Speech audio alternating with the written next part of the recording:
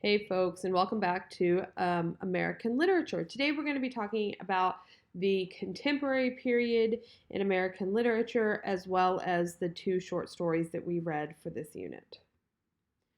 So, contemporary American literature is not necessarily a super precise defined amount of time, but from approximately the mid 1990s to today. We're still very much in this period in American literature. And one of the major themes of this period is just the quest for identity. Who am I, and how do I fit into the world, and how do I stay true to myself in every scenario and setting.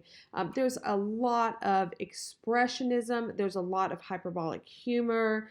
We get a lot of sarcasm as well in this period. And there's also a major focus on the decolonization of literature and what you might call the decentering of the American experience. And notice that I put American in quotation marks here. Before this time period, there's sort of been this ideal that there is a, generic American. And this idea is definitely being rejected in contemporary American literature. It does not matter your ethnicity. It does not matter your political beliefs. It does not matter your religious beliefs. All types of people can be an American, and we have Americans that are all types of people. There's also a big push for sort of social justice themes in this time period, as well as the idea of own voices literature. And what that means essentially is that if we're going to, hear stories about the Black experience in America, we should hear those stories from Black authors who have that experience, who that is their life. And so it doesn't mean you can't write about something if it hasn't happened to you, but there's a focus on listening to authors who are a part of those groups tell those stories.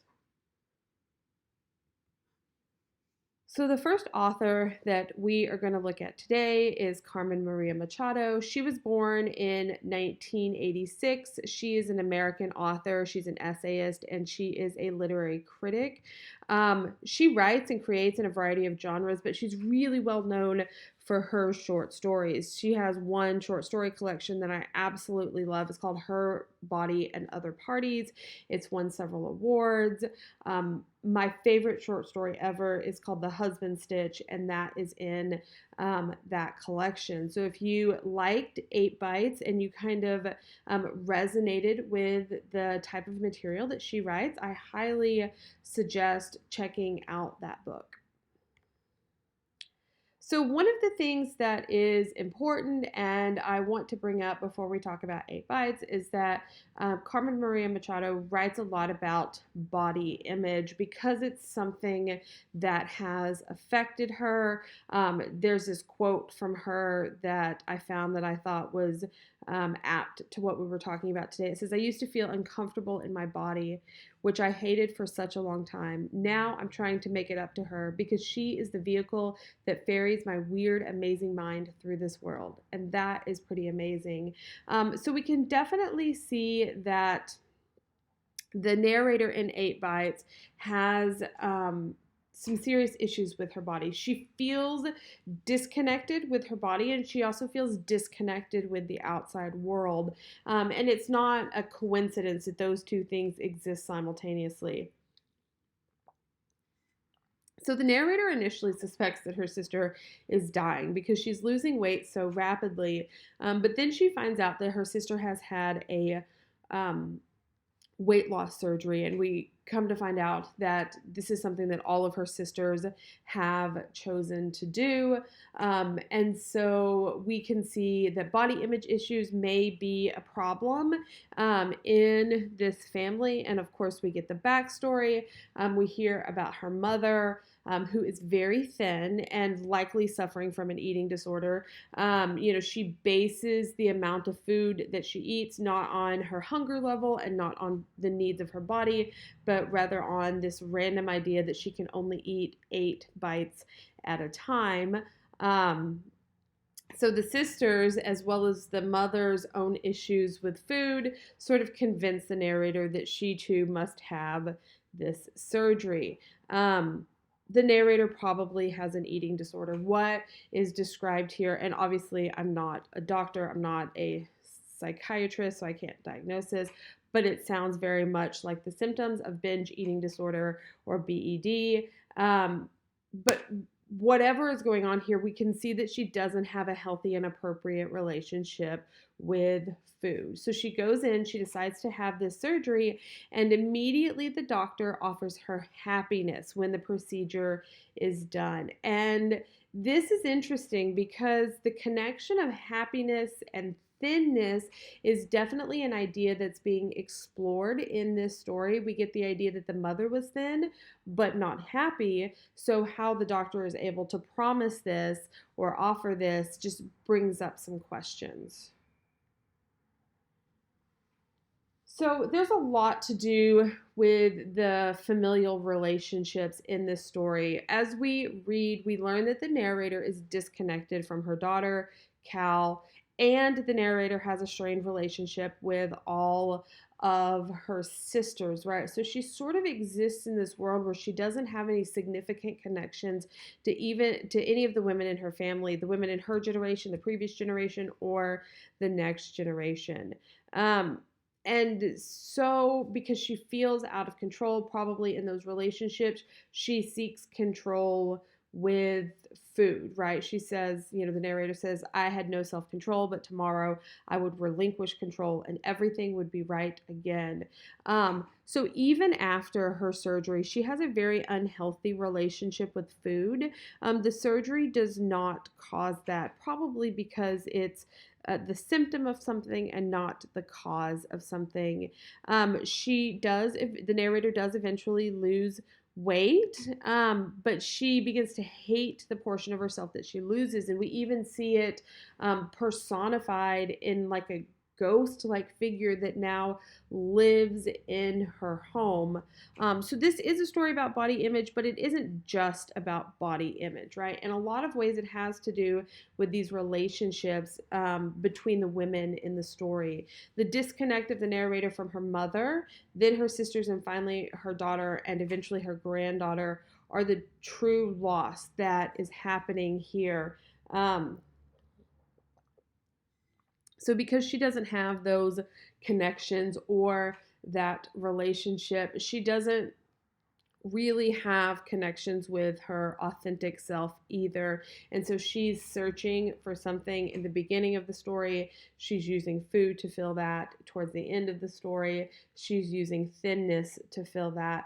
But what she never has is authenticity. She's never able to be honest with herself, and she's never able to be open or honest or connected with any of the women in her family. So we just see this wonderful literary example of symbolism and allegory, and how an author can tell one story but also be telling another story at the same time. And then, of course, the other story that we read for this week is by Jhumpa Lahiri. She was born in 1967 in London, England. She was born to Bengali parents, and then they settled on the East Coast of the United States. So a lot of times her work sort of illuminates the experience of immigrants, especially those of East Indian descent. And, she kind of explores this idea of existing simultaneously in two cultures. If you read her biography, you understand that her parents' culture was very important to them. And so they shared that love of their Bengali culture with her, and she grew up with a great appreciation for that culture, which is why it sort of comes to life in her works. So she actually began writing and publishing short stories when she was a college student. Um, and in 1999, her first collection of short stories, Interpreter of Maladies, was published. And that's where the short story Sexy comes from. And that too is a wonderful collection of stories. It deals a lot with that East Indian culture. Sometimes the stories take place in India, sometimes they take place in the United States, like Sexy, but there's a good mix of those cultures and of understanding how that particular culture can influence your life. So let's talk about Sexy. So in this story, we see Miranda. She's a young woman, and she begins to have an affair with Dev, who she's instantly attracted to him for a couple of reasons. First of all, he's older, and she sees this as kind of like a symbol of maturity. And, I'll let you interpret for yourself whether or not you feel like Dev as a person is mature. And he's also a different culture than her. He is Indian, and so for her, this seems kind of like this new and exciting thing. As Miranda begins to have this affair with Dev, she starts to realize that she doesn't really know a lot about Dev's Indian culture. She has her friend Lakshmi, who is Indian, but she doesn't have a lot of experiences with the culture. And she doesn't really have an opportunity to explore those experiences because she's kind of like a usurper. It's not like her and Dev can go out on dates and get to know each other the normal way and have a relationship where she might, explore his culture with him because they're having an affair. He has a wife, and once his wife is back from India, they don't go out in public together.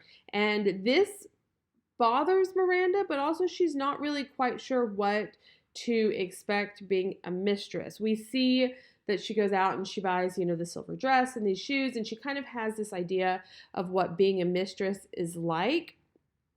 But she doesn't really translate that into her relationship with Dev. And then she also begins to feel guilty about what she's doing after listening to Lakshmi's story about her cousin and what her cousin is going through with her cousin's divorce and this little boy. And she's torn, right? She feels like she's breaking some sort of moral code by having an affair and being the other woman, but also she is attracted to Dev and she's trying to explore this relationship. And it's after Miranda babysits Lakshmi's nephew, and he uses the word sexy, that she really kind of sees the affair for what it is. She has this experience with Dev where he calls her sexy, and she feels, adult, and she feels like she is brave and she's doing something new and she's pursuing this more mature relationship. And when she hears it out of the nephew's mouth, and he says it means that you love somebody you don't know, and this association of that word with adultery, and it's kind of striking for Miranda, and she realizes that maybe she doesn't want to be the other woman. Maybe that's not the type of relationship that she wants to have. And so we see her break it off, right?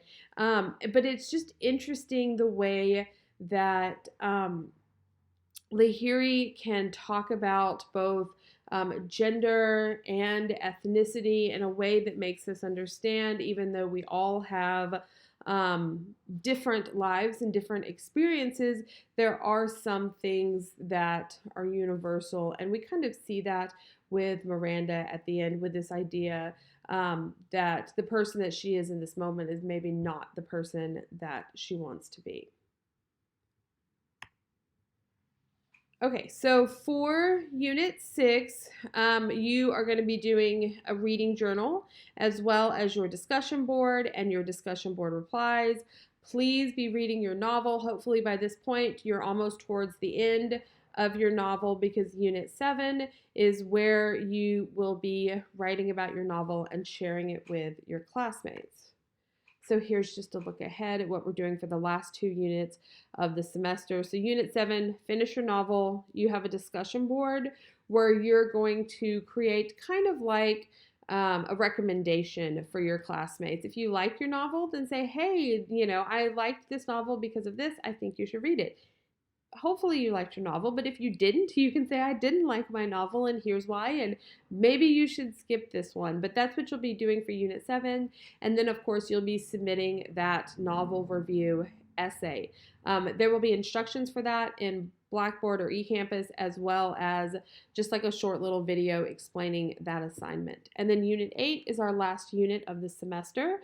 You don't have any readings for Unit 8. Instead, you will be creating a literary criticism essay, and there will be instructions and a video on that in eCampus as well.